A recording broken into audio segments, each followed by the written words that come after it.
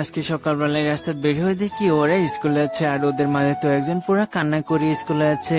দাঁড়ান, আপনাদেরকে বলছি, আজকে সে বাহানা করেছিল স্কুলে যাবে না, কিন্তু তার মতো বউ তাকে জোর করে স্কুলে পাঠিয়েছে, যার জন্য সে পুরা কান্না করে স্কুলে আছে। আসলে guys, ছোটবেলা কিন্তু আমরাও এরকম অনেক নোটিংই করেছি, আজকে যাব না কালকে যাব, কালকে যাব না আজকে যাব। যাই হোক, ছোটবেলার কথা মনে করে দিয়ে সবার মনটা এখন খারাপ করতে চাই না। আর ওকে দেখুন, ও তো একা একা জঙ্গলে খেলা শুরু করে দিয়েছে। যাই হোক, তারপর আমি বাড়ি চলে আসলাম, আর চলে এসে আমি যে গাছটা লাগিয়েছিলাম সেই গাছটা আমি দেখতে লাগলাম।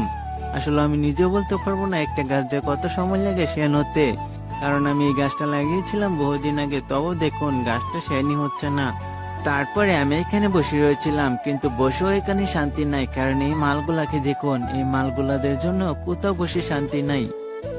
এই গেস, আজকে আপনাদেরকে একটা কথা বলতে চাই। আপনারা অনেকে আছেন আমার ব্লগগুলা দেখেন, কিন্তু দুর্ভাগ্যের বিষয়ে কেউ আমাকে সাপোর্ট করেন না।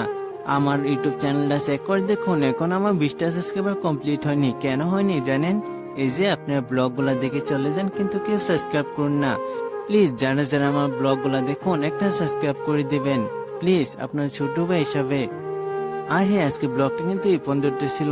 কেমন হয়েছে কমেন্টে জানতে কিন্তু একদমই ভুলবেন না। ভালো থাকবেন সবাই, নিজের খেয়াল রাখবেন। Thank for watching.